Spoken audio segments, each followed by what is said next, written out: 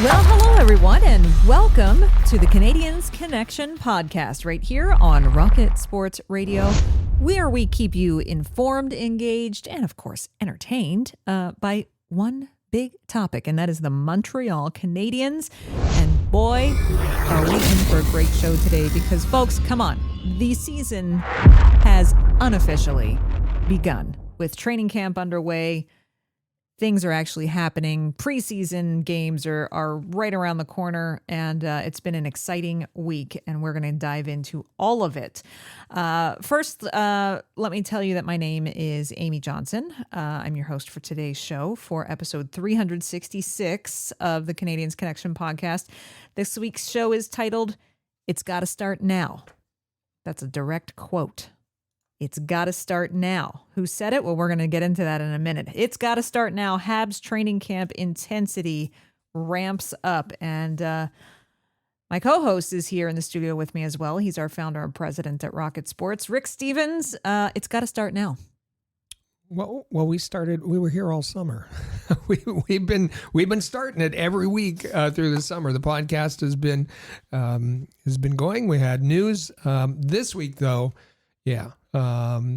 Almost every event could have been its own podcast. We had to kind of streamline things, so we stick to our 90 minutes today. But boy, there was a lot of news, a lot happening, and a lot to talk about today. So we are going to unpack a lot of that. We're going to, for the first time in what feels like forever in our first segment, we've got some games to review.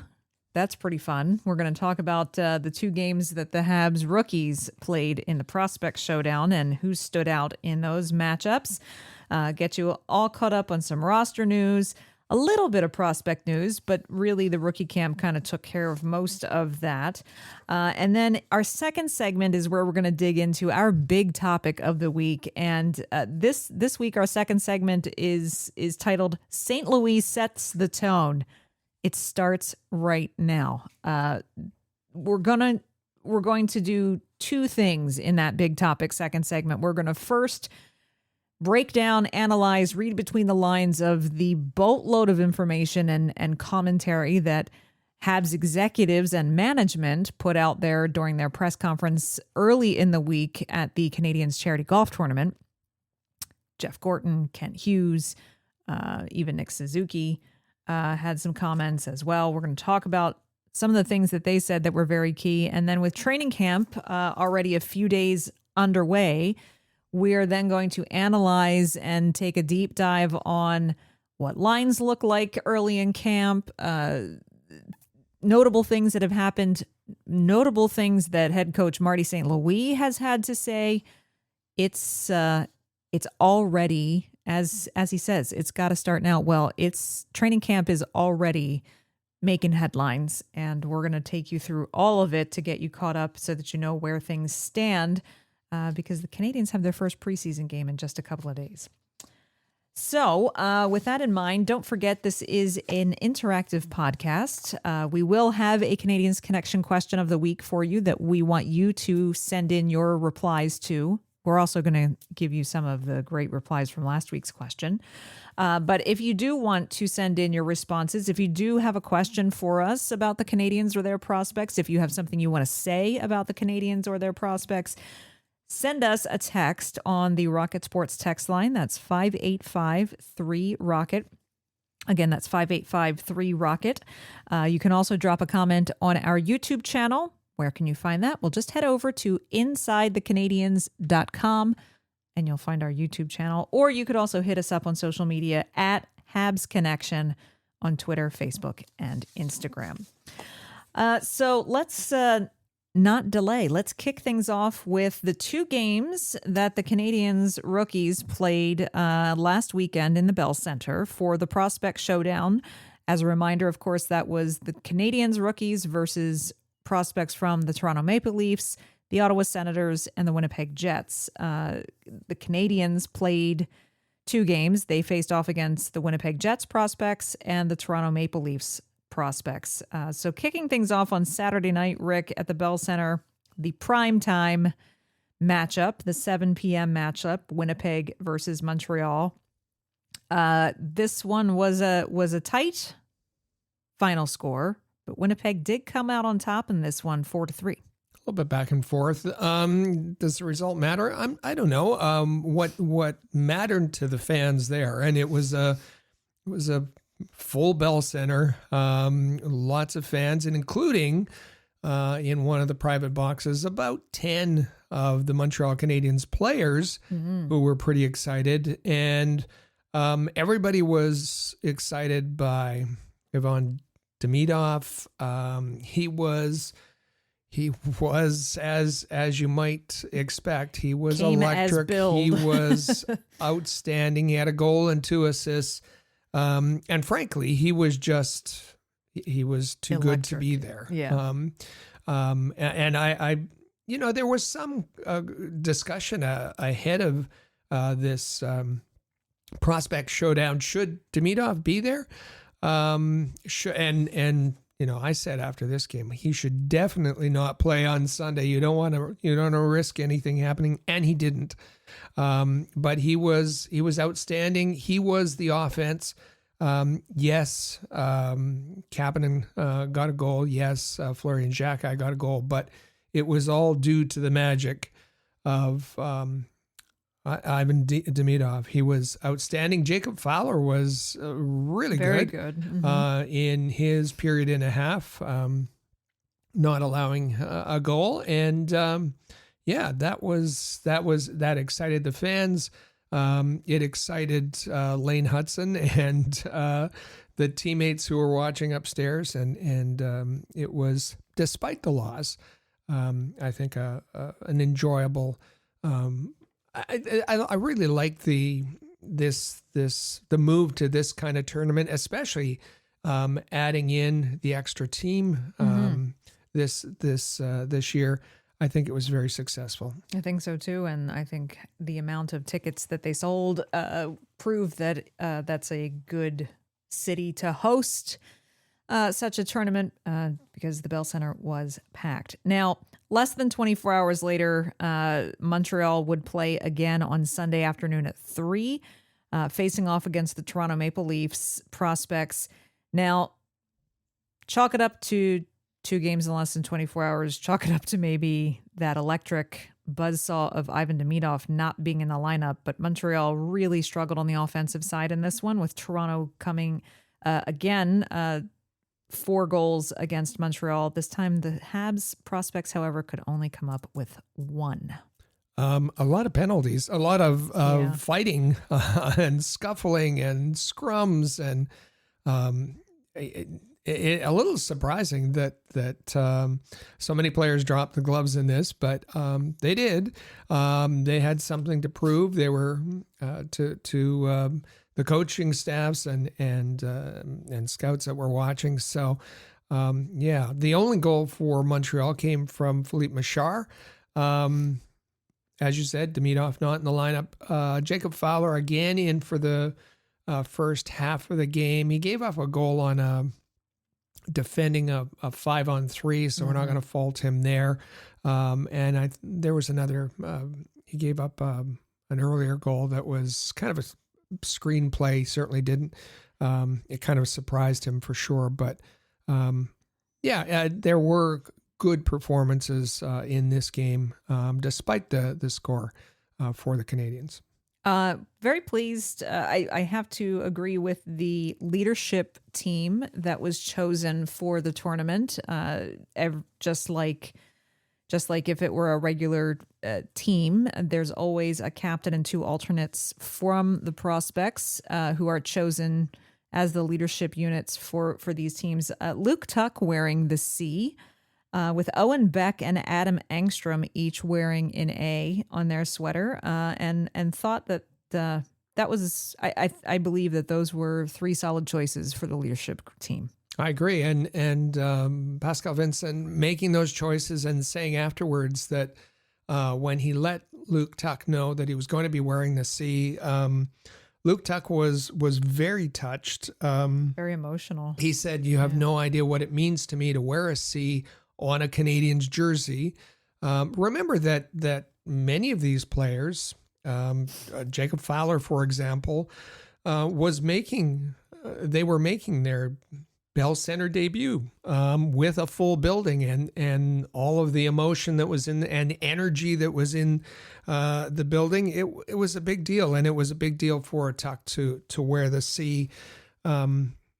As Pascal said, he's a very serious individual, very mature. He's a good influence on the younger players and an excellent choice to wear the C for both games.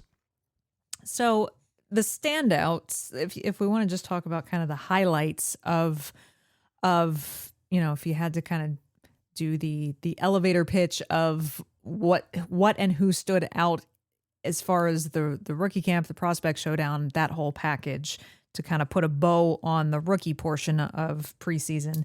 Obviously, we have to start with Ivan Demidov because he was undeniably not just kind of the big ticket item that everybody was watching, but he absolutely lived up to that billing. Yeah, I think that, if we're talking about 3 stars, and not necessarily 3 individual, but 3 groups, Demidov is in a tier all by himself at the top. He was clearly easily the best player on the ice whenever he was on the ice. And in the words of Pascal Vincent, said that he made something happen every time he got on the ice. Quote, "Every time you send him on the ice, you get the impression something's going to happen, and something does happen, and we get a chance to score." We had a lot of chances to score tonight. That was on Saturday night, and he was responsible for the majority of them. What he can do on ice isn't luck. He's a guy who's worked his game. He's still young. He'll continue to improve, but he's a player who can make a difference on every shift. For a coach, that's fun to have. End of quote. And he added, unfortunately, I'm not going to have him in my lineup. I was just going to say, Pascal Vincent's going to be a little tear knowing that for a coach, that's fun to have. And I'm not going to have that on. He's not going to be part of my team. But. Yeah, that got a chuckle because he was stating the obvious there. That's right. Next, as you say, not your 3 stars as in 3 individual players, but just kind of 3 groupings. Second would be the next tier would be Owen Beck and Jacob Fowler.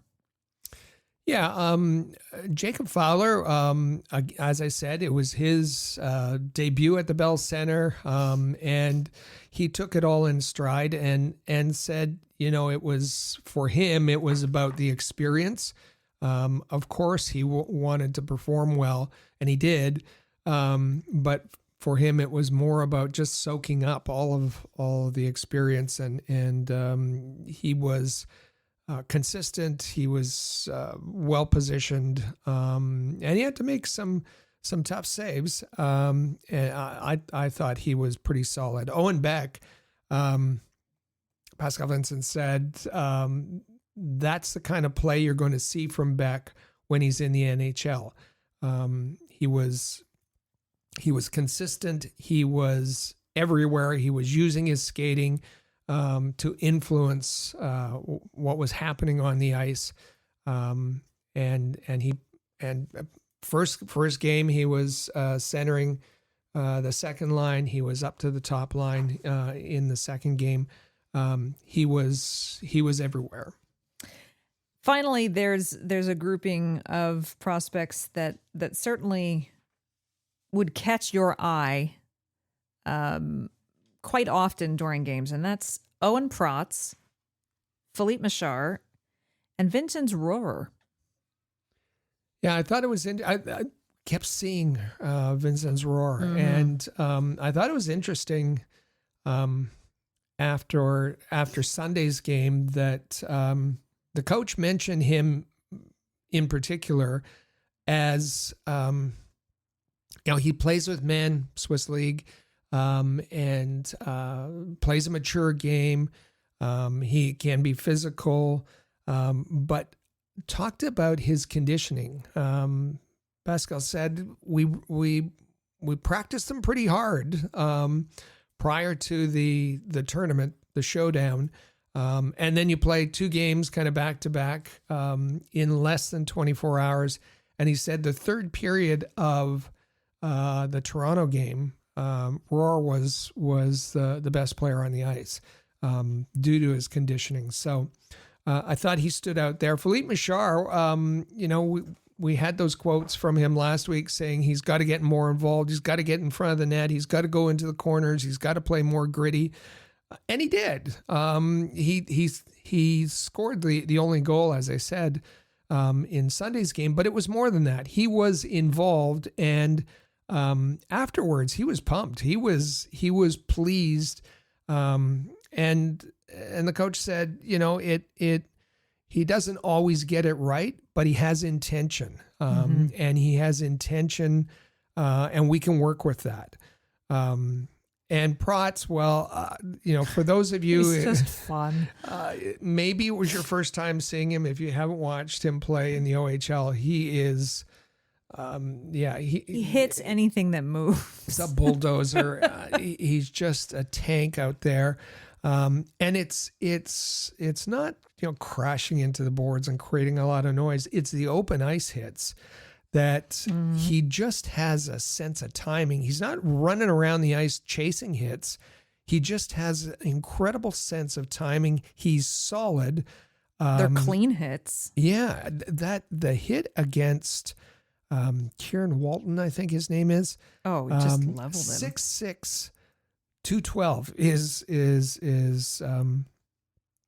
it was the opposition player, and unfortunately, sadly, put him out of the game because it was just such a solid hit. Open ice hits all over the place. He is, and not necessarily, folks are saying, oh, he's going to replace Arbor Jacket. No, think differently, a different kind of player. The elite prospects, the scouting report was he chooses violence, but it's in the open ice. It's as Sylvain Lefebvre used to say, it's hits intended to hurt. He's a different kind of player, and he stood out all weekend. The kind of player that once opposition teams start to know him and understand him, it's going to make skaters who are coming up through open ice pay attention a little bit more to their surroundings, because you're not safe. You're not safe. Yeah, that's absolutely right. And a couple of his teammates who know him well from playing with him in the OHL, I think it was Malik McGowan, who said he notices that players kind of turn when if they put the puck into the corner and it's Protz going back to retrieve it. The forwards don't go into that corner with the same amount of enthusiasm if they know that Protz is going to be there. Yeah. And I should just say, for those of you who may have been wondering why he was invited to the World Junior Camp, you probably saw why Team Canada saw something in him. We don't know if he's going to make the team, but what they saw as well. We would be remiss if we didn't also mention this isn't necessarily any negative takeaways. It's just there were a group of players that we needed probably to see a bit more from, that just probably didn't make as much of an impact as maybe we were anticipating or hoping. And, for me, I say, okay, who knows if it's just, first couple of game jitters, maybe, a bunch of prospects all getting thrown together who haven't practiced together a whole heck of a lot, that type of thing. Or, just kind of something to keep an eye on. Let's hope that we see a bit more in the future. We have 4 players listed here, Rick. Yeah, and it just needed to see more. And part of it comes from expectations. Yeah. Part of it comes from the competition that they're involved in. I'd say Oliver Kapanen. You say, how can you have Oliver Kapanen in there? He had 3 points in the first game. Well, once Demidov was off that line, there was Oliver Kapanen wasn't able to drive the play. Florian Xhekaj came in with a lot of expectations and people banging the drum that maybe he would have a chance to make the team in the fall. And yeah, he was a little underwhelming. Adam Engstrom, I don't think Adam Engstrom played very well. Although, he had a great season last season with Laval. And David Reinbacher, I think there are people out there who thought he might be able to make the jump and put some pressure on in camp to make the roster out of the main training camp, and be on the opening night roster. And he could still do that, but he certainly didn't help his case in the prospect showdown. I thought he was a little tentative at times. He made some nice plays. He got walked and made some defensive mistakes, but I just think in general he was a little bit tentative, and he's going to need some time in Laval. I think that's pretty clear. Yeah, he has not seen much on ice action in the AHL, and I still really stand by him needing to spend some time in the AHL, stay off the injury list, and really just, as kind of the phrase that's been going around this week with training camp anyway, get good reps in the AHL, build the confidence, smooth out parts of the game that need it, and then we'll see, after a couple of months, if he doesn't get a look up in the NHL, if he improves, but definitely could stand to see more there. Well, we when it was coming out over the summer that there was this expectation he might make the team, we pointed to the fact that he hasn't played 20 some odd games in the AHL. Yeah, it's not much. It's not enough. No, yeah. not enough yet. All right. So overall, very successful prospect showdown and rookie camp. It came and went in the blink of an eye. And before you knew it, it was Monday and it was Canadiens golf tournament day. And suddenly, boom, we are back in hockey season. The press is all together. Canadiens management is all together. Players are all together. And is it October yet? Is feeling very, very close. Annual golf tournament at Club Laval-sur-le-Lac took place on Monday. We're going to obviously get to what was said at the pre-tournament press conference coming up in just a little bit in our second segment when we tackle our big topic for this week. But we do want to make note, this is an annual charity golf tournament. They are there to raise money for the Montreal Canadiens Children's Foundation, and they did an outstanding job of that once again this year, Rick, raising $828,948. For the Montreal Canadiens Children's Foundation, supporting the work at the hospitals. It's incredible. Almost number. $1 million. Yeah, almost $1 million. Then, of course, it seemed a little stilted a little bit because then the very next day on Tuesday, the rookies were back on the ice in Brossard again, finishing up rookie camp. They had one more day of a skate. And then Wednesday, training camp opened for the Canadiens. No on-ice events happened on Wednesday. It was the day that the medicals and physical testing took place. And there's a whole bunch of guys, Rick, who are participating in main training camp this year. 60 players, which is kind of an average. Average the last few years. I know it was up over 70 at times during the Bergevin era, but 60 players, 34 forwards, 19 defensemen, 7 goaltenders. The majority of them are under contract, NHL contracts. There's some players who have AHL contracts and a couple of tryouts, but pretty standard as that goes. And then they're split into groups or teams, Team A, B, and C, 3 different groups that are scrimmaging, that are practicing together and scrimmaging against each other. And if you've happened to catch any videos or photographs of the Habs at main training camp, you might notice something just slightly different on their helmets.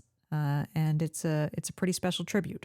Yeah, on the back of their helmets, wearing the number 29. That, of course, in honor of Ken Dryden. The Canadiens haven't put out anything about that, so we don't know how long that will last or what other ways the Canadiens will use to honor Ken Dryden.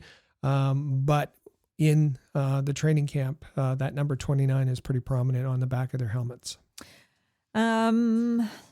As we said at the top of the show, Rookie Camp and the Prospect Showdown really kind of encapsulated most of the prospect news that we had for you this week, but we always find one more nugget of information, so let's just take a quick dip into the Habs Prospect Report. It's time for the Rocket Report. The Rocket Sports Media Team is your premier source for information about the Laval Rocket, the AHL affiliate of the Montreal Canadiens, as well as Habs prospects playing in the CHL, NCAA, and leagues around the world. And this little bit of information actually has to do with one of the Canadiens' recent draftees from just this past June. Their third-round pick, goaltender Arseny Radkov. He was in rookie camp. Mm-hmm. Also, he played the second half of the game against the Maple Leafs, coming in for relief of Jacob Fowler in the second half of the Maple Leafs game. And Rick, he was then released and expected to join the Armada to play in the Q this season, but there seems to be a hiccup. Yeah, there's some kind of passport issue, and as a result, Radkov has had to return to Belarus. Remember that he was chosen in the third round, 82nd overall by the Canadiens in June's draft. He's that big goaltender, 6'4", 200 pounds that the Canadiens like, supposed to play in the Q this year. Has committed to the University of Massachusetts next year.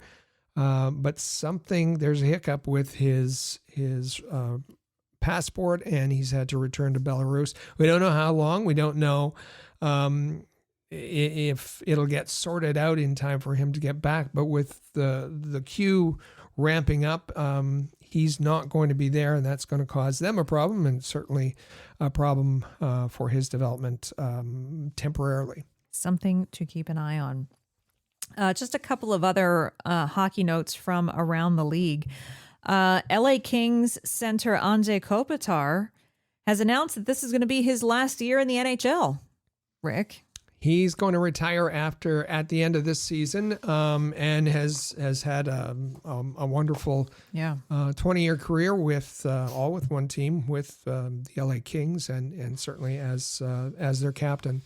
It'll be certainly he'll have his farewell tour as he goes around the league this season.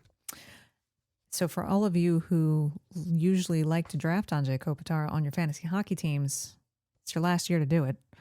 Actually, speaking of fantasy hockey, let me make a side note here just for a moment. Fantasy football is well underway, but our Rocket Sports Fantasy Hockey Leagues will be getting underway in the next few weeks as well. And we will have some openings, just a couple of openings, if you'd like to play fantasy hockey with the Rocket Sports team and friends. Be sure to reach out on the Rocket Sports text line, 585-3-ROCKET, and just say, hey, I want to play fantasy hockey. So that's just a little note about that. One other piece of news coming out of Anaheim. There's a contract stalemate between the Ducks and Mason McTavish. Here we go. So McTavish is not the rumors. Yeah, the rumors. McTavish to Montreal. Of course. So that means McTavish is not at Ducks training camp, and he is instead skating with the 67s, the Ottawa 67s in the OHL. So McTavish has just finished his entry-level contract, and according to Elliot Friedman, McTavish wants a bridge contract. The team wants a long-term deal, hence the stalemate. And he has chosen not to attend the training camp for now, and we'll see how that all gets worked out. Oh boy, it's always drama. Mm-hmm. Always drama. Well, it's time for us to really dig into the Canadiens' drama. There's not a lot of drama. There's a lot of action, though. So what we're going to do is we're going to take our first break here on the show. We're going to bring you our latest offer from our good friends and sponsors over at DraftKings. And on the other side of that, we are digging into segment 2. St. Louis sets the tone. It starts right now. What has been the messaging sent out from management and coaches this week as the Canadiens kick off unofficially the start of their season? We are going to dive into all of it and analyze it and get you all caught up. So don't go anywhere. You are listening to the Canadiens Connection podcast on Rocket Sports Radio. Football is back, and so is your shot at big wins.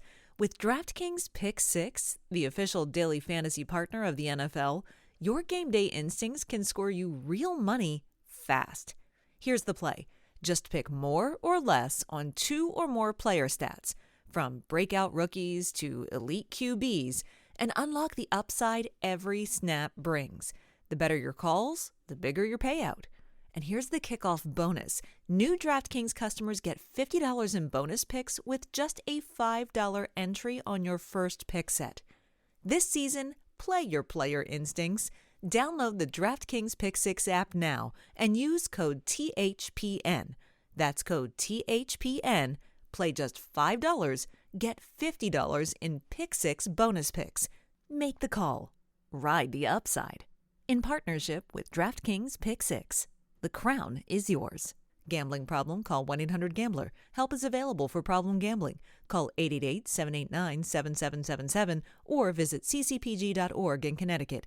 Must be 18 plus. Age and eligibility restrictions vary by jurisdiction. Pick 6 not available everywhere, including New York and Ontario. Void where prohibited. 1 per new customer. Bonus awarded as non-withdrawable Pick 6 bonus picks that expire in 14 days. Limited time offer. See terms at pick6.draftkings.com/promos. Welcome back to the Canadiens Connection podcast here on Rocket Sports Radio. Once again, my name is Amy Johnson, the host of your show that you're listening to right now. If you'd like to follow me over on X, that is where you will find any Canadiens related coverage, commentary that I have throughout the week and so forth. So if you want to follow me over there, you can do so. Just look for my handle at Flyers Rule. You definitely want to be sure that you're following Rick and his account. That is our main Rocket Sports account. So follow him at Rocket Sports. It's where you'll get all of our content, written, podcast, video, you name it, as well as information about the Canadiens, their prospects, Laval Rocket, all sorts of information. Also follow this podcast at Habs Connection on Twitter, Facebook, and Instagram. And if you haven't done so already, what are you waiting for? Tap that subscribe button because, as Rick said at the top of the show, yes, obviously hockey season is back, which means we are here each and every week, but we were here every single week throughout the summer and the off season as well. This is a year-round podcast. We don't slide into the shadows once all the news kind of winds down. There's always something to talk about. We want you to be on board for all 52 weeks of the year. So hit that subscribe button and be sure to subscribe over on YouTube as well. All right. So Canadiens training camp has officially opened. And if you have been paying attention to any of the coverage, you'll notice that there has been a really noticeable shift in the tone coming from management, coming from the coaching staff, and even coming from some of the players themselves. There's obviously still a lot of work that has to be done before the Canadiens can reach that goal of becoming a perennial Stanley Cup contender.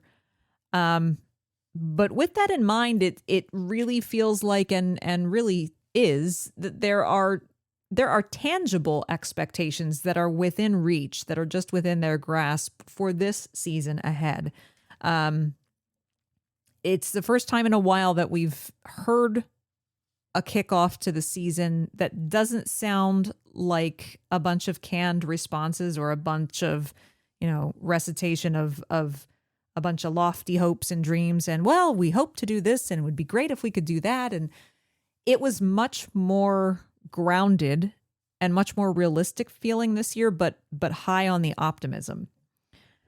So, of course, that means if expectations are going to come up, then responsibility from management and coaches and players has to come up as well. And how the Canadiens get this season started is going to play a very big role. They are going to have a ton of scrutiny on them and they're going to be under the microscope on how they start this season. It doesn't matter that they're one of the youngest teams in the league. How they get started this season is going to be really key. And I think a lot of the fans and media are going to hold them accountable on how they start this season. Rick, it's St. Louis even practically apologized for how last season started. And we're going to get to St. Louis and some of his comments in a little while. But yeah, the start for this season this year feels more important than it has in a few years. For sure. There's making the playoffs last year, and they made the playoffs on the last day of the regular season. Has elevated the expectations.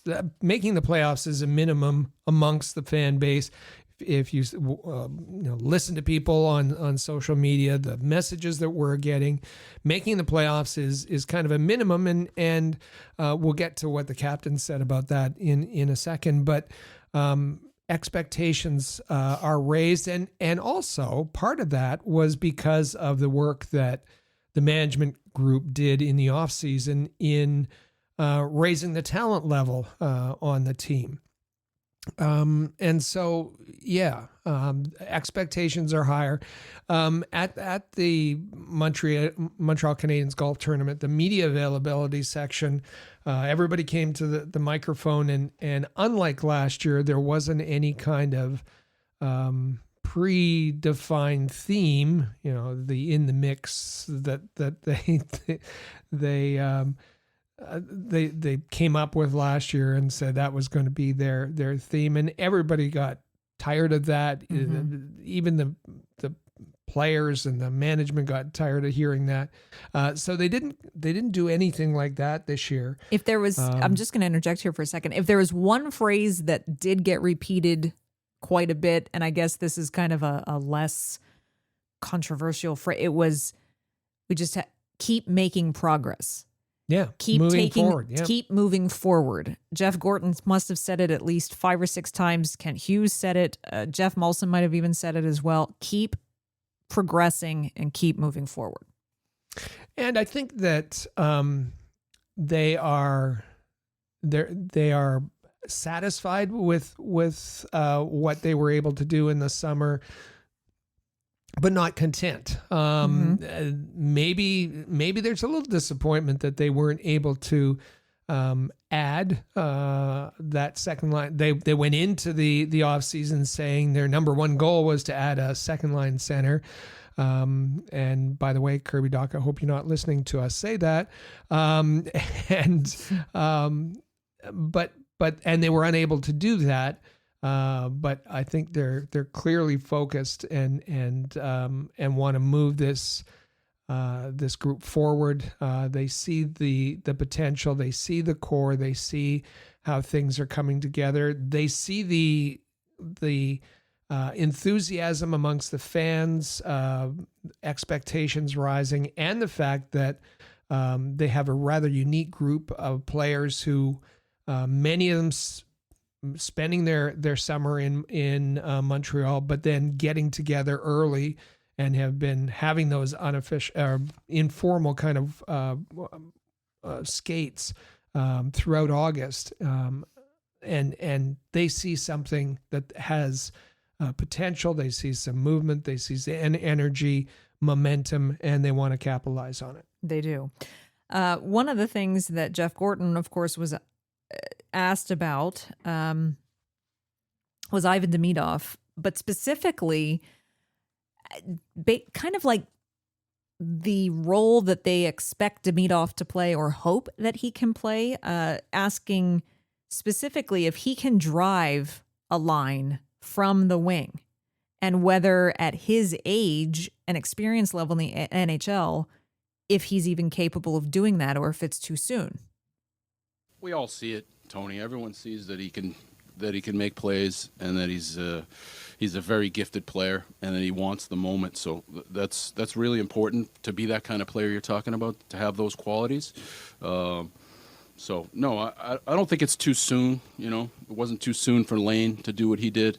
It's not too soon for Ivan to do what he wants to do. So can he drive a line? We think he can. Can he do it tomorrow? I don't know. We'll find out. But you know, I think early signs are pretty good.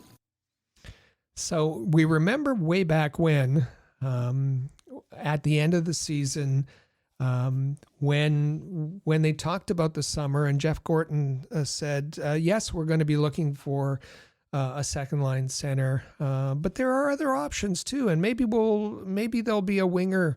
We can find a winger, 100-point winger kind of thing, a winger who can drive a line. And yeah, at that point, we were thinking, and there was a lot of speculation. Who are they going to bring in? Who are they going to go out and get? Which winger are they going to get? Well, maybe he was talking about Demidov at that point. Mm-hmm. And certainly having to find complementary players that can bring out the best in him. But they have pretty high expectations of what Demidov can be. And they just don't know, how the timeline's going to unfold. When can he have that impact? Can he have that impact right away? They don't know, but they're anxiously looking to find out. Zach Bolduc is obviously one of the new additions that the Canadiens made over the summer. So this was his first time starting to do some informal skating, watching, at the rookie tournament, that type of thing. And he had this to say about Ivan Demidov. He says, quote, "Honestly, I think he's the most talented guy that I've played with. He's basically doing whatever he wants with the puck. When you're playing with him, you got to be ready. When you're playing against him, you got to be careful."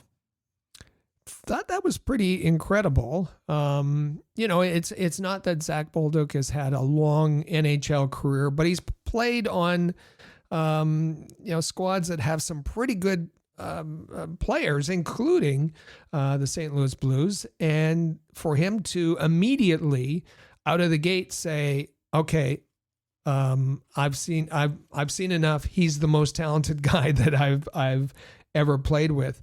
That's pretty high praise. Mm-hmm. And it kind of only ramps up the expectations on a very, very young player. But all of his teammates, his general manager, his coach, the executive VP isn't tamping down expectations about Demidov. If anything, he's helping to elevate them. So Demidov is obviously all eyes on that kid. The other question that we've been posing all summer is, what about Kirby Dach? What is Kirby Dach going to look like this season? Will he be recovered from his injury? And then in August, everyone kind of got sideswiped with the, oh wait, Kirby Dach might not be ready for the start of the season. Lots of speculation, lots of rumors, lots of what ifs, some people panicking. So naturally, this was a question that Jeff Gorton fielded at the charity golf tournament on Monday. And here is what he said this week about Kirby Dach. Yeah. I think Kirby looks great. He feels great. He's healthy. We have a plan in place to get him ready for opening night. So that's what we're going to try to do. We might be a little bit slow off the mark with him, but our plan is to have him opening night. All right. Okay. So he's going to be, if all goes to plan, he's going to be in the lineup opening night, and they confirmed that he would be their choice as the second line center. It's going to be Kirby Dach.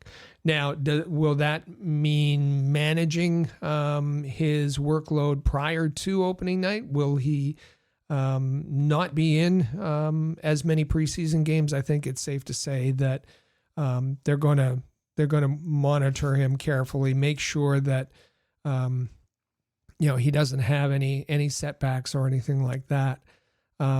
But that's the plan. They've got a plan, and he, if all goes well, he will be the second line center on opening night in Toronto. And I think you're right on the mark with that, because we even saw this week they've just had a couple of days of practice, but he did not even scrimmage on back-to-back days. Mm-hmm. He participated in a scrimmage first day. He did not participate in the intra-team scrimmage on the second day. So they are obviously kind of managing his workload, easing him into things. And so we'll see what kind of pattern that continues with as the camp moves forward. Kent Hughes, when he took the podium on Monday, also had a lot of optimism, but also very matter of fact. And this next quote that we're going to hear from him, I think that you'll know it when you hear it. There is a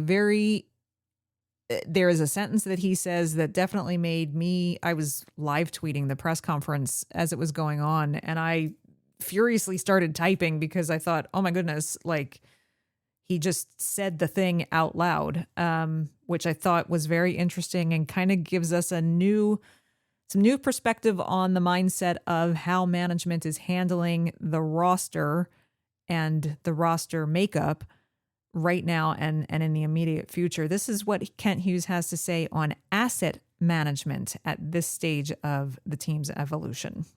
Ultimately, we don't feel like we're done building our hockey team,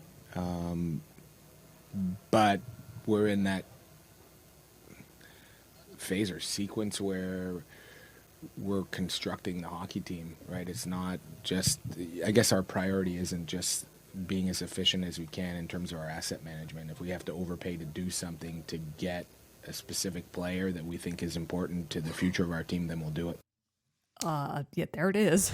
Okay, this is different. That's new. Yeah, very new.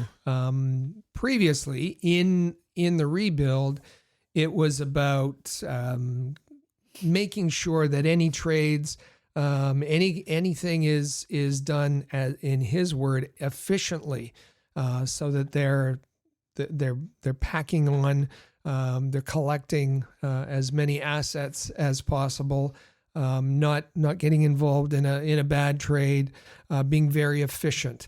Now they're not in that phase anymore. It's about going out and finding specific pieces that they need, and if in order to bring in that specific piece they need, they have to overpay, then we'll do it, is what he said, which is very, very different, very, very different.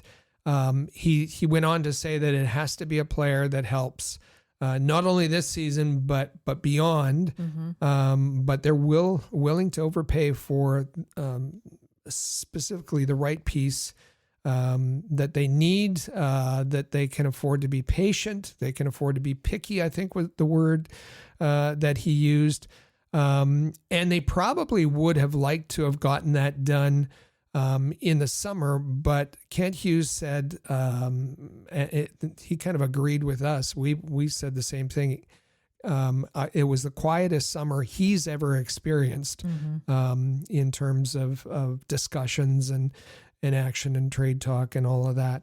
And he hopes that things will ramp up as the season goes on, and he'll kind of evaluate that and give his answer about how successful they were mid-season, he said. He actually, it was, everybody got a chuckle out of it. He had a funny little quip about that when he said, yeah, this is the quietest summer I've ever experienced. And he said there were times that I would get off the golf course and I would feel guilty that I had just spent the afternoon golfing. and would immediately get on the phone with, some other executives and so forth, and just to say, am I the only one, or am I missing out? Like, am I just being left in the dark here? Or is everyone feeling that this is really quiet this summer? So,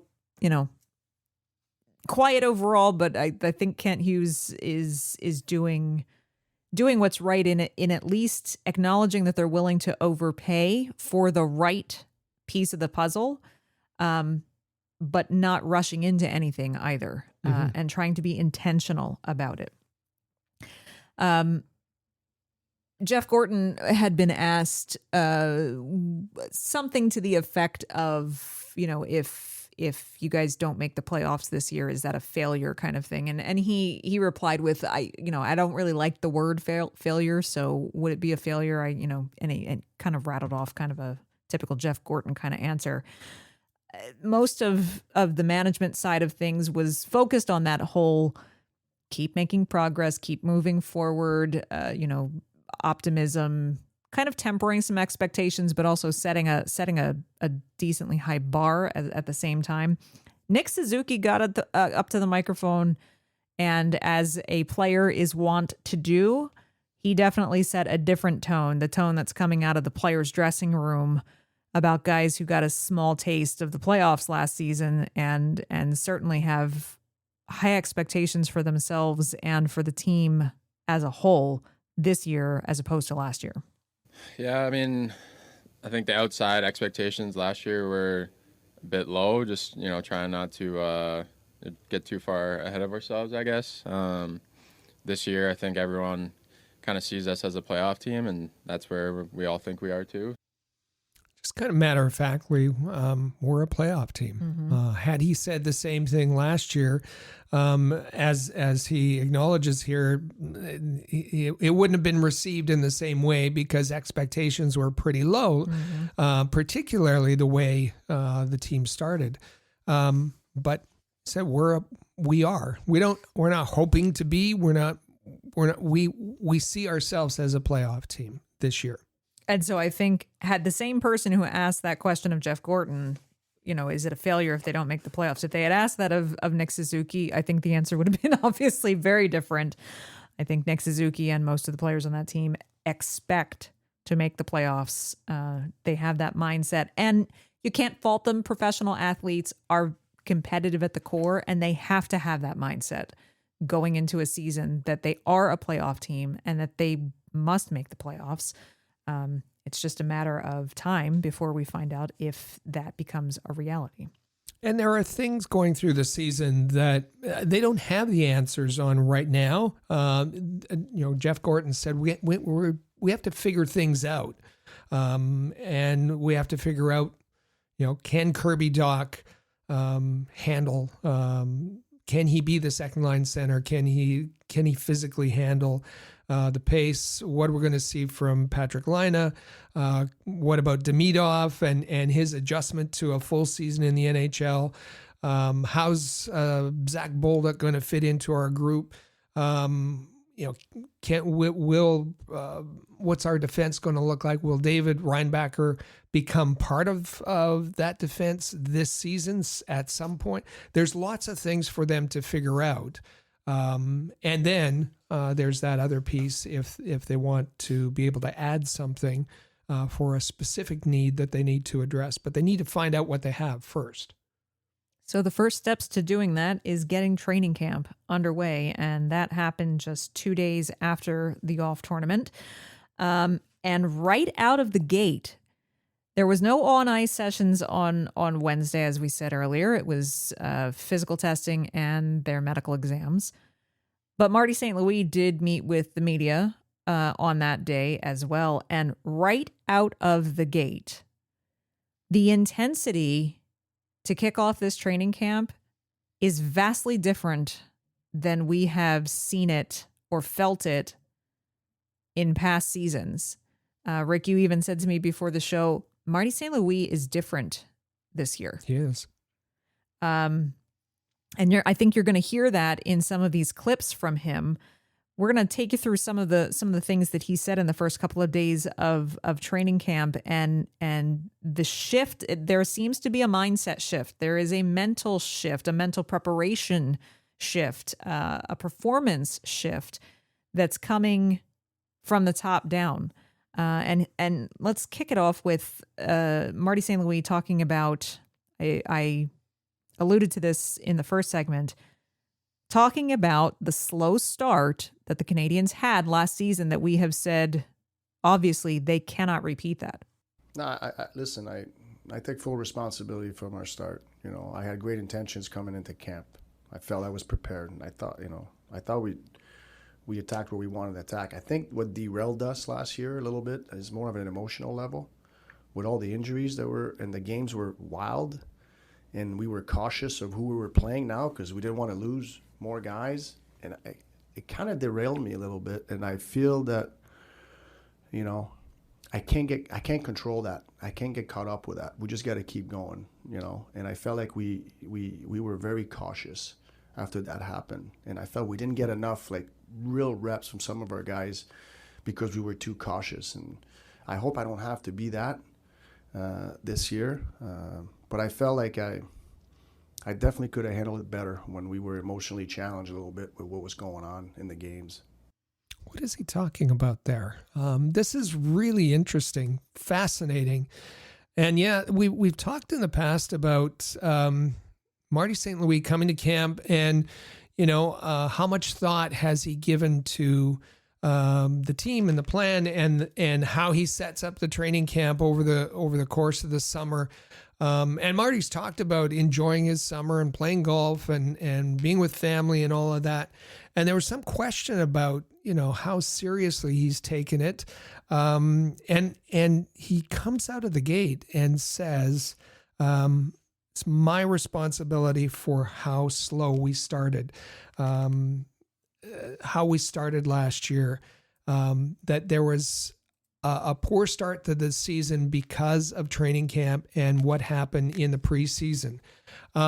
And I kind of how I handled it. And how I handled it. And I kind of had to remind myself, you know, he talked about, you know, training camp and the exhibition games were derailed, and I was too cautious.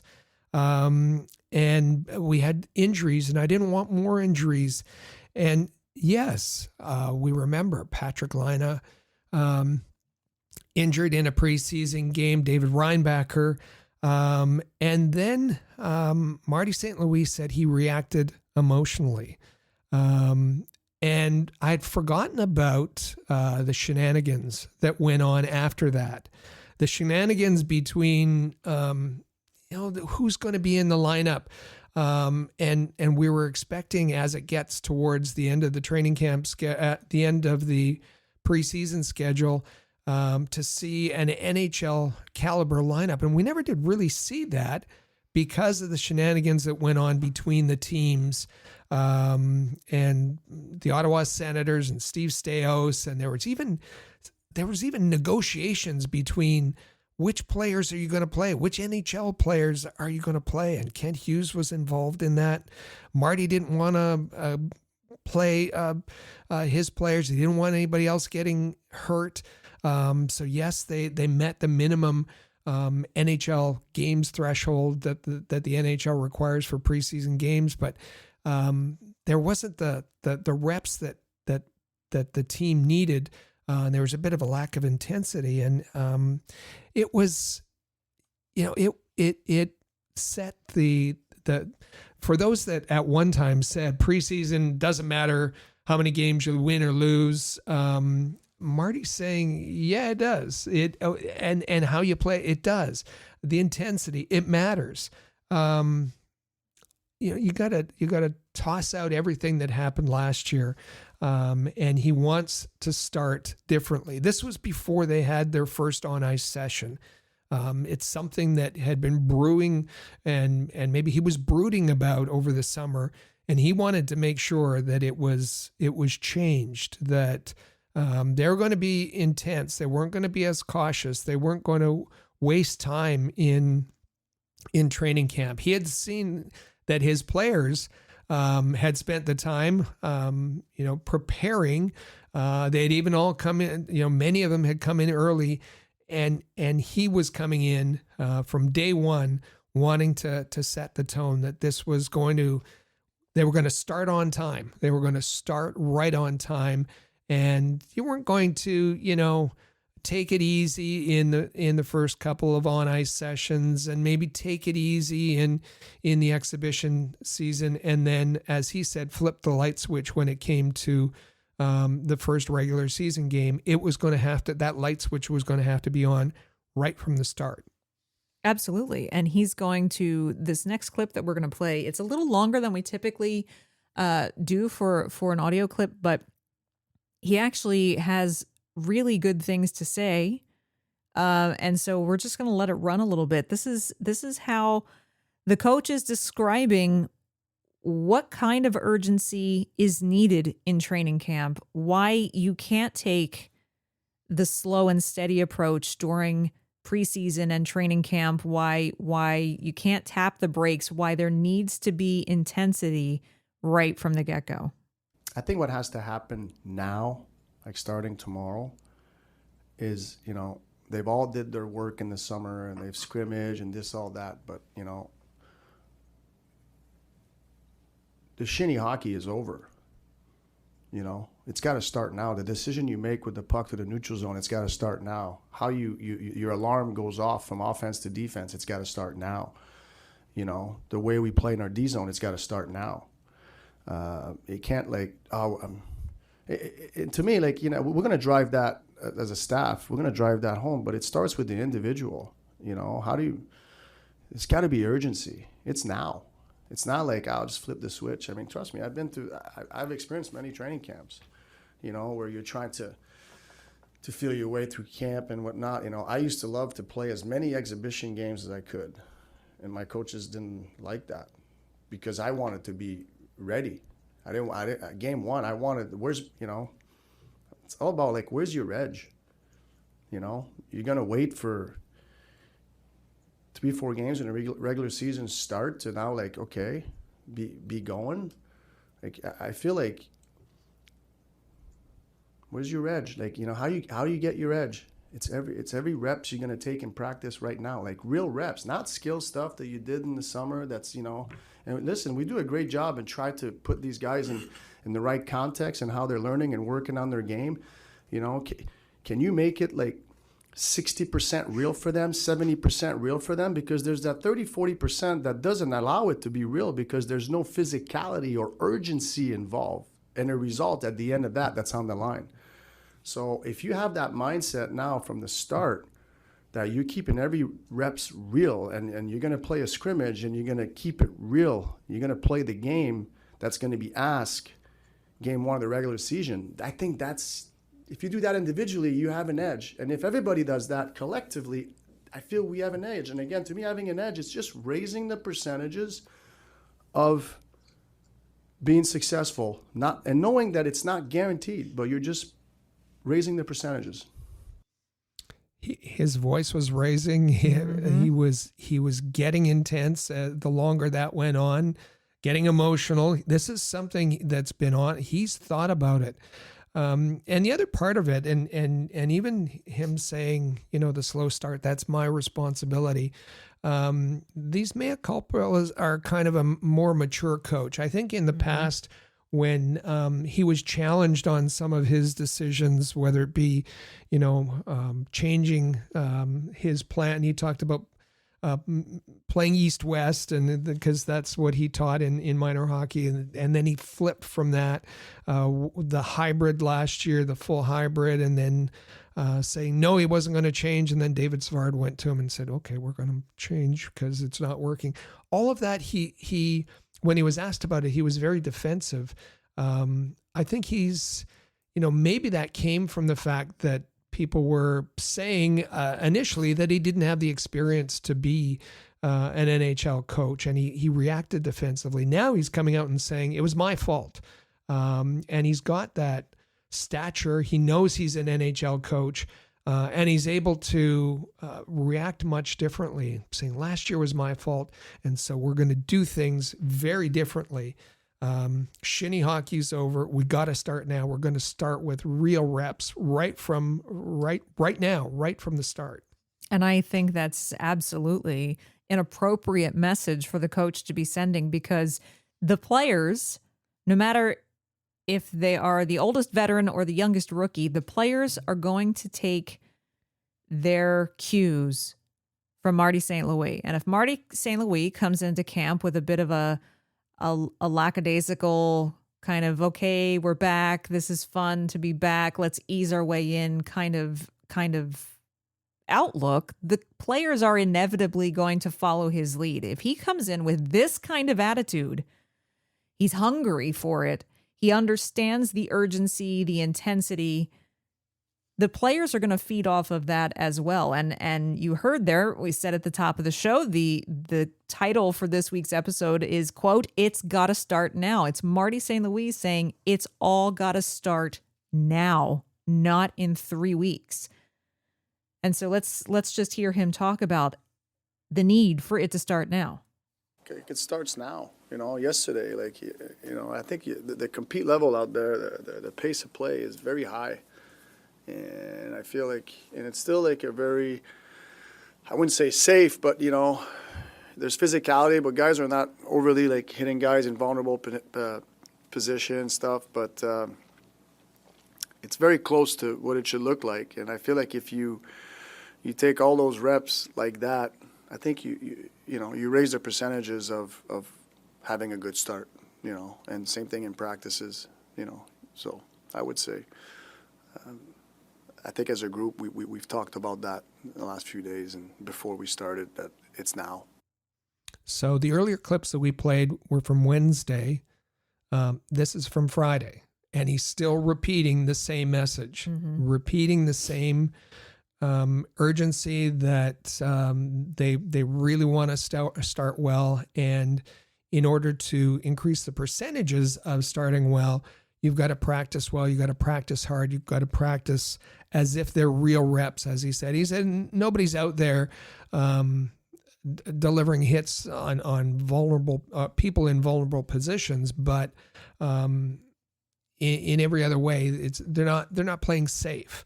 And this is, again, it's about expectations. When the rebuild started, and Marty, the first couple of years when Marty came in, and the team was expected to be a bottom 5 team, expected to be a team that was looking for a high draft choice. It was, well, we don't like to lose, but it's the function of where we are in the process. Now all of that's out the window, and they're demanding more from each other. Marty's demanding more from himself and the coaches, and I think it's a completely different approach. And the other part of it is, there's going to be a lot of scrutiny, as you mentioned in the opening, about their start. There's a lot more at stake this year, and they can't get off to a bad start, especially the level of intensity that they're using in practice. I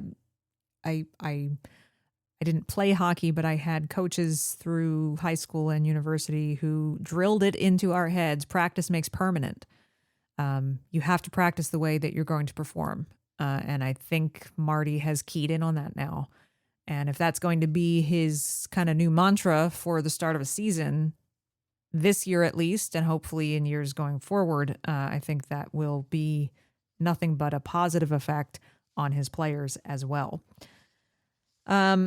So, as you said, that last quote from him was after 2 days of on-ice sessions, which, of course, included a couple of intra-squad scrimmages. And so we've started to now get a little bit of an idea of lines and defense pairings. And so we should probably talk about what those look like, what things kind of look like we expected them to, and maybe others that we weren't sure about. Yeah, and I think we had our predictions of what lines might look like over the summer, and trying to put together combinations. We heard from Canadiens fans who were doing the same thing. And so, if you've been following along, there's no surprises in the makeup of the first and fourth line. Not at all from what we've seen so far. Caulfield, Suzuki, and Slavkovsky on the first line. We saw that in the scrimmages. Josh Anderson, Jake Evans, Brendan Gallagher on the fourth line. All right, no surprise there. Second line, we heard a little earlier that, and we heard it from Jeff Gorton saying that the plan is for Kirby to be in the lineup opening night, and from Marty St. Louis saying Kirby Dach is the second line center. So pencil in Kirby Dach, second line center. Who was he playing with? That second line for now looks like Patrik Laine and Ivan Demidov. And we wondered about, was Patrik Laine the right line mate for Kirby Dach? Because they had some experience last year and it didn't look very good. But we also told you over the summer how many times with the bond that was building between Patrik Laine and Ivan Demidov. And they were skating together. They were working out together. They were developing a chemistry. And that looks like the pairing on that second line that's the most important combination. And Kirby Dach will be there to center them. But you made the good point that Kirby is not going to he's not going to play every preseason game. He's not going to be in every scrimmage. And when Kirby Dach was out, the number one person, it seems, to replace him is Oliver Kapanen. And we saw Oliver Kapanen between Demidov and Patrik Laine on Friday. So all of that is that second line, which is going to be so critical and take pressure off of the first line, and that was really kind of non-existent last year, looks like it's going to be Dach, Demidov, and Patrik Laine. And Patrik Laine is another one of those pieces of the roster that we've talked about numerous times over the course of the summer as to having the big question marks next to his name. What Patrik Laine are we going to see this year? He spent a lot of time in Montreal this summer. Is he going to, we understand he had a setback last year because of the preseason injury. And so the year didn't go as he had hoped coming into the team for the first time. Now he's got a full summer of training in, healthy. And what is Patrik Laine going to look like this year? There's a lot of questions swirling about that. But Rick, he's aware of that, and he's got some pretty opinionated things to say about it. Yeah, his quote this week was, "It's not maybe we'll see the best version of Patrik Laine. It's we will see the best version of Patrik Laine."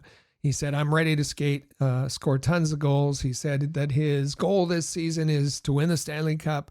And he said the reason that he's so confident is, he said it starts with the legs. When you have the legs, you move forward more easily rather than always trying to make a pass because you can't move. He talked about, and we saw that a lot last year, especially 5-on-5, where he'd get into the offensive zone, he'd curl up, and he'd try to make a pass because he just didn't have the legs, he didn't have the conditioning, didn't have all of that. So he said being able to move opens up everything else. He feels good. He's confident. He likes playing with Demidov. They seem to have some chemistry together. And he hopes to really make a difference. And as he said, he intends to score a ton of goals this year. I hope he does. I really, really hope he does. Because that second line could be something really fun to watch. The third line, I'm really intrigued about. I'm really, really intrigued about how this third line is going to shape up. With, of course, Alex Newhook at center. But on his wings, Zach Bolduc to the left and Owen Beck to the right.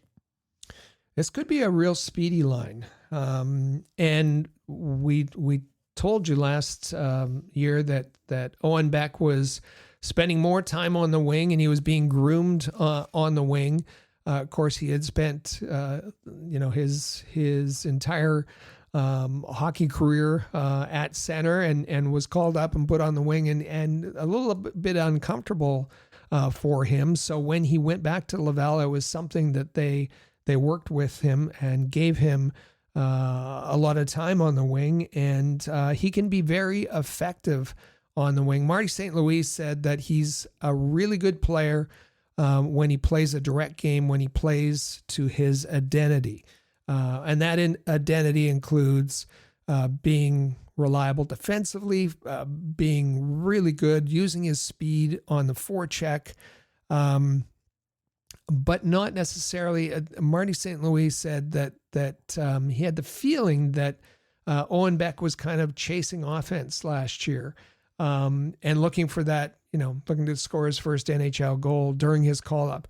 And he said that he can be very effective when he plays that direct game. And, he also, in addition to his speed, he has a physical side to his game.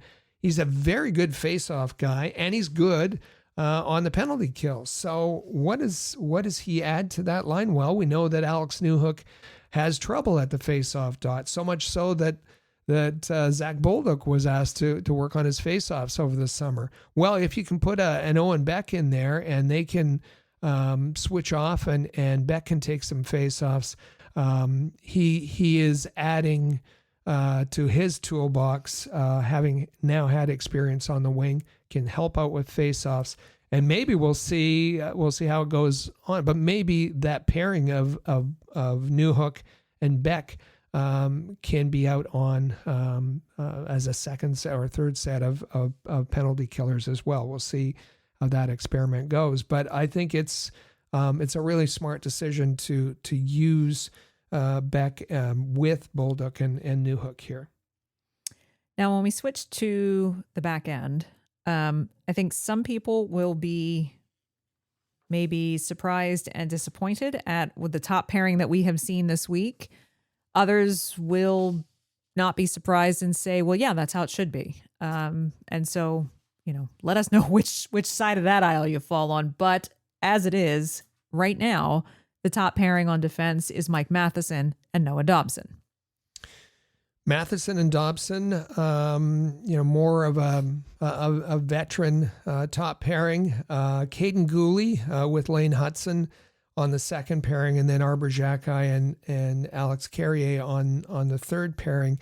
Many people had expected that Caden Gooley would be with Noah Dobson, which seems to, on paper, make a whole lot more sense.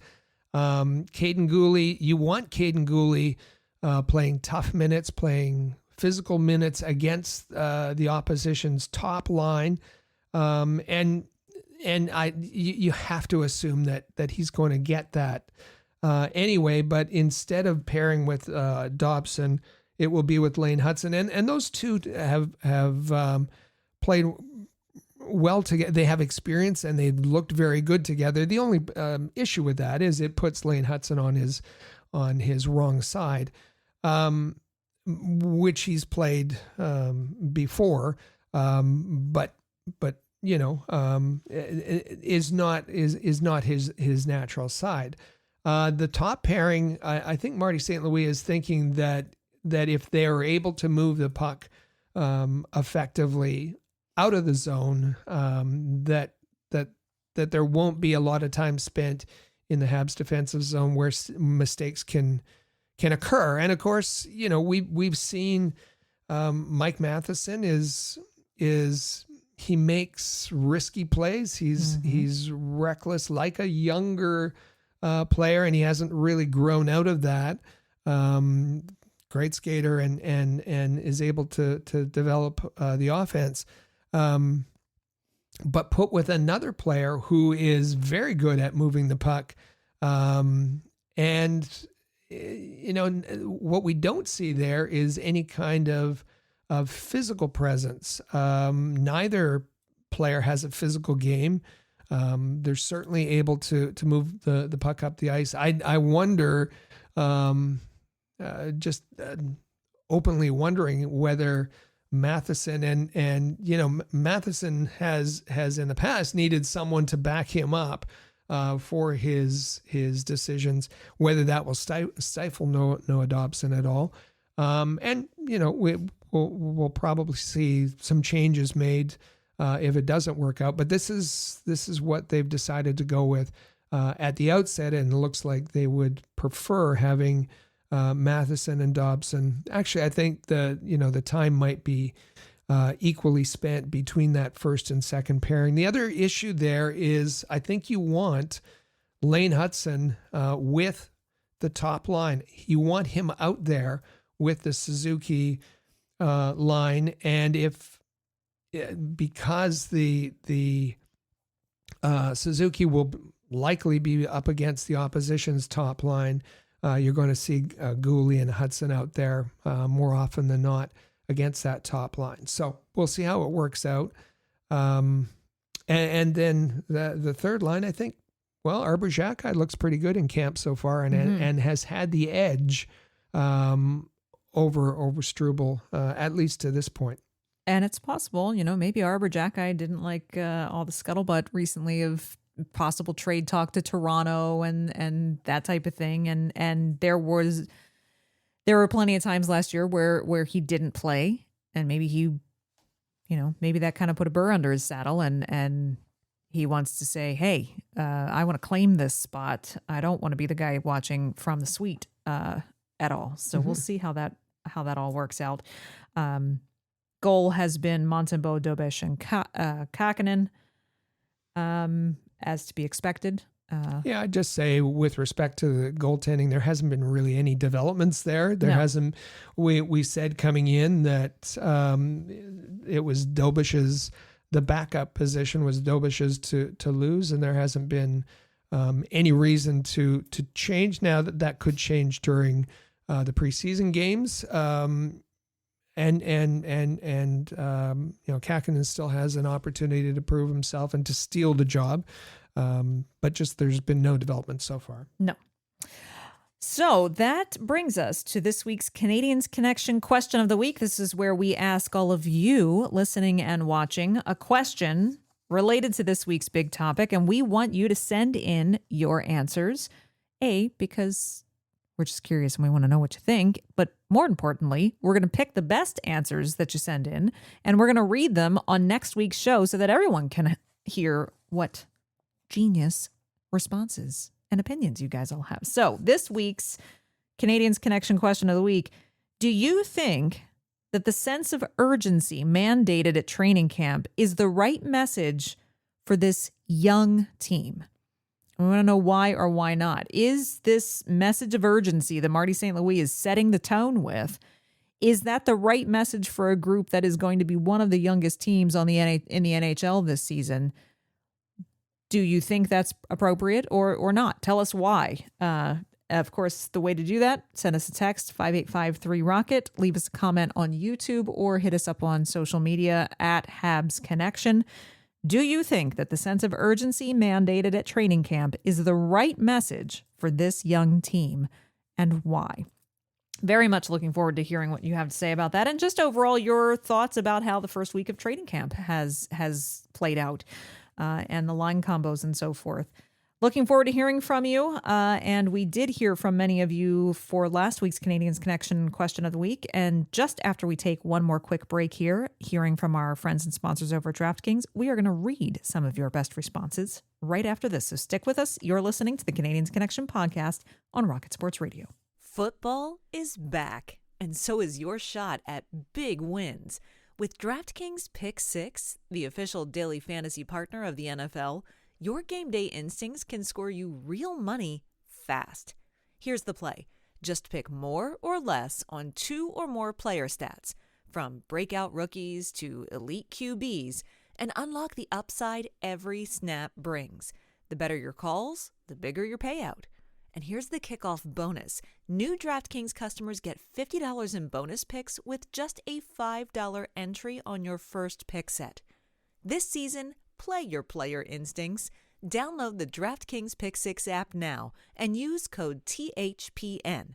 That's code THPN. Play just $5, get $50 in Pick 6 bonus picks. Make the call. Ride the upside. In partnership with DraftKings Pick 6. The crown is yours. Gambling problem? Call 1-800-GAMBLER. Help is available for problem gambling. Call 888-789-7777 or visit ccpg.org in Connecticut. Must be 18 plus. Age and eligibility restrictions vary by jurisdiction. Pick 6 not available everywhere, including New York and Ontario. Void where prohibited. 1 per new customer. Bonus awarded as non-withdrawable Pick 6 bonus picks that expire in 14 days. Limited time offer. See terms at pick6.draftkings.com/promos. And welcome back to episode 366 of the Canadiens Connection podcast, right here on Rocket Sports Radio. Don't forget, if you haven't done so already, just tap that subscribe button on the podcast player you're currently listening to us on, or if you're watching on YouTube, make sure that you've subscribed on YouTube as well. And if you are not watching on YouTube, if you're actually listening on a podcast platform, we still want you to be subscribed to YouTube as well, because we'll have some other types of videos coming out throughout the season as well. So you don't want to miss any of that additional content from our Rocket Sports team. So be sure you head over to InsideTheCanadiens.com and tap subscribe. Tap that little notification bell so that you never miss when we put out a new video. We don't want you to miss out on a single thing all season long, all year long. As a reminder, also, you'll find our written content and at a new home this year. That is over at hockeyhotstove.com. Just go to hockeyhotstove.com, tap on the Canadiens logo, and that will take you to the Montreal Canadiens coverage, which we are happy to provide. And of course, hop into all of the debates and conversations taking place in the forum, the Montreal Canadiens forum, that is hosted on Hockey Hot Stove as well. Lots of fun over there. Lots of opinions. Get yours in. We definitely want to hear from you. We want to hear from you. Don't forget, on the Canadiens Connection question of the week, do you think that the sense of urgency mandated at training camp is the right message for this young team, and why? You know, if you could put it another way, you know, is putting that kind of pressure on a bunch of pretty young players on this team, is that appropriate? Is it smart? Is it the right way to approach things? Want to hear from you on that. Last week we asked you a couple of different things. We said, which prospect in addition to Demidov do you believe will turn heads at the Canadiens' main training camp? And also we asked, who would you realistically give up from the Canadiens roster in a trade to acquire Sidney Crosby? If that was going to become a reality, who would you legitimately give up, be willing to part with on the Canadiens roster in order to get Sidney Crosby? And Rick, we actually have one of our teammates here at Rocket Sports who you're going to start with, who had a really great reply to this in our internal team chat. Yeah, in our Slack group. This comes from Mike R. Mike is very thoughtful. He's thought about the question, the question of the week, the Crosby proposal question. And Mike says, it's too soon to make that ad, in my opinion. The team as constructed right now is a playoff team that's 2 to 3 years away from truly competing. Adding Crosby obviously speeds up the timeline, but I still don't think it makes them a true contender right now. Keeping that in mind, and I think this is something we stressed last week, Suzuki, Demidov, Hudson, Slavkovsky, Caulfield, Fowler can't be parted with. They can't be sent to make room or to as the return for Crosby. Mike goes on and said, I'd be willing to do Hage, Beck, and picks, or a package around Reinbacher and picks. Still lots of risk moving any of those pieces, but not sure they are sexy enough either for the Pens to consider. Long story short, I don't think Crosby's end of his prime aligns with the Habs' true compete window. two different timelines there. Excited to be proven wrong, though. And I like the Ever way the he finishes optimist. that. Yeah. Ever the optimist. Great reply from Mike Raschel there. And over on YouTube, what would you give up for Crosby? At Grand Crawdad Ford 6127 says Doc straight across. So he's Yeah, I don't think they're going to. I don't think that's going to happen, but it's a good suggestion. Kind of understand your thinking there. Then we had at Alan W73 just said Crosby trade rumors to Montreal are dumb and make 0 sense. Well, alrighty. Well, we hear keep trying to say that we're not really believing this, but they keep ramping up nonetheless. So we had to ask. Thank you for your take on that as well. Make sure you get in your Canadiens Connection question of the week answer for this week. We want to be able to pick yours out as one of the best to read on the show next week because lots and lots of more new Habs fans have come to join us here on this podcast since all of our episodes over the summer. So your opinion goes out to a lot of Habs fans if you're one of the ones that gets chosen to have your responses read on the show. My goodness, we have games to preview for this week. Believe it or not. Not just one, not just two, not even three. There's 4 games next week. Now, granted, only 3 of them take place before we meet again in our next Canadiens Connection podcast episode, but there are 4 preseason games next week, Rick. There are. Starting Monday. Monday, Pittsburgh's in town.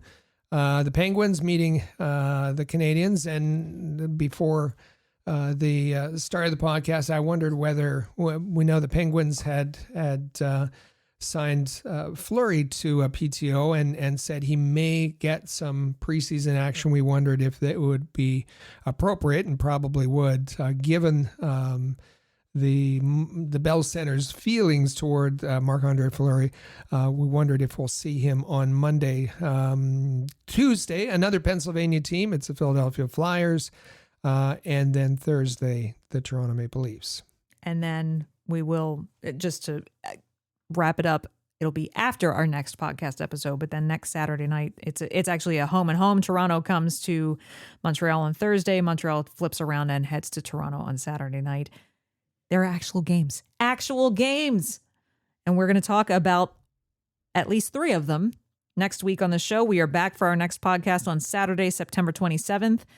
We are getting closer and closer, but we are going to see some actual NHL action this week in the preseason. We know you're excited about it. We're excited about it.